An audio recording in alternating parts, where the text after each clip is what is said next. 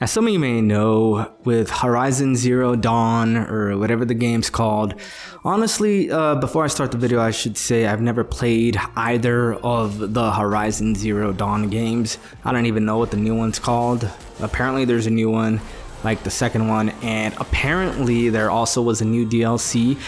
And, well, surprise, surprise, Aloy, or however you pronounce her name, this chick here, the main character of the Damn, bitch, you ugly. Don't make that face. Ew! Horizon Dawn games, she's a lesbian now. No way. Which is funny that this is surprising to anybody. I always thought she was a lesbian to begin with. Like, what the hell? I mean, one look at her, she looks like a lesbian. I mean, just look at her. She looks so fucking butch. But apparently she wasn't, and a lot of people are losing their shit now because the developers in this new DLC confirmed that she is gay and she's romantically interested in a woman, and there's actually this kissing scene that it should be on the screen for you right now. What I don't get is why this is a thing, you know?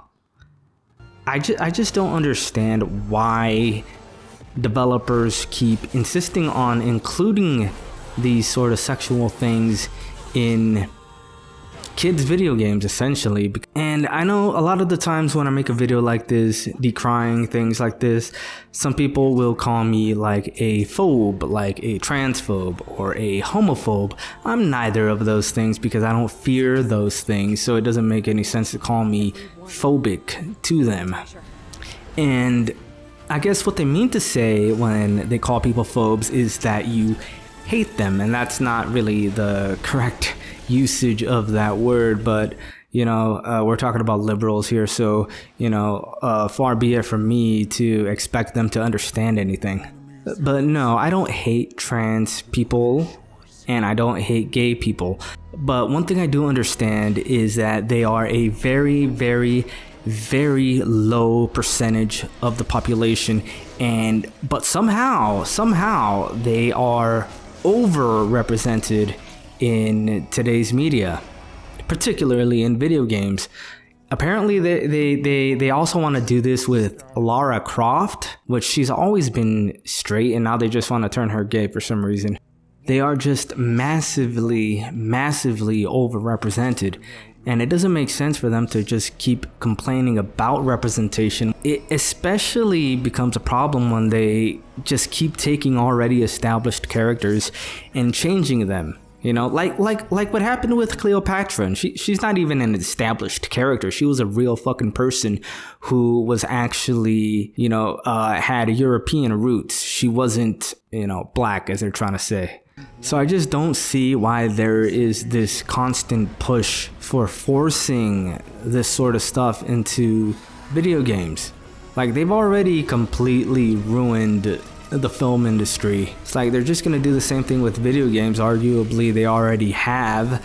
Arguably they did the same exact thing with Ellie, who, you know, they completely retconned her into being gay. Like, she wasn't gay in the first game. She wasn't gay until the freaking Neil Druckmann took over and made her gay in the DLC. Maybe something like that happened with Aloy, but you know, like Aloy, from what I've seen and pictures I've seen of Forbidden West, I think that was a sequel game.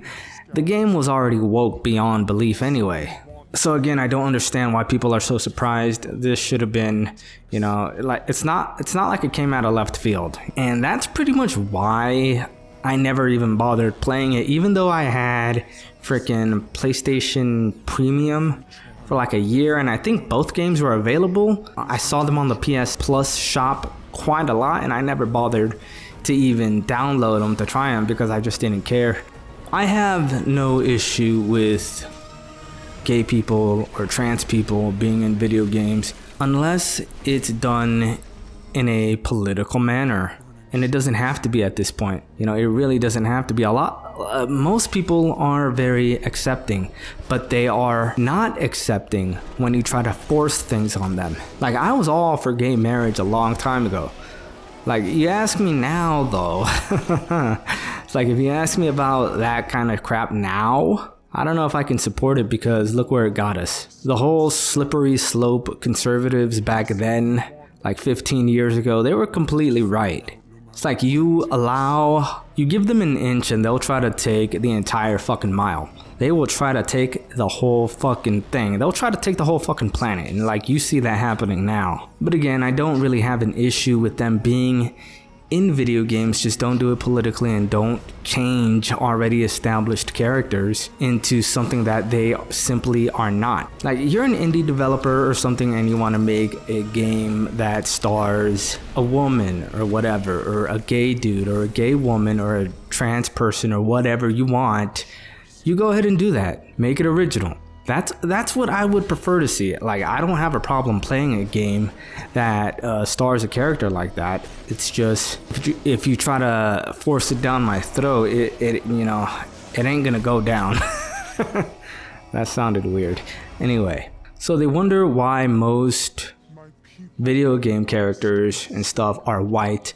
Well, I would imagine that's because let's just take the Western world into consideration here. The reason most video game characters are white males is because most developers are white males, and most creators, they take inspiration from the things that are around them, the things that they know. So I know whenever I'm creating something, I create that thing to be a reflection of me and the things that I know.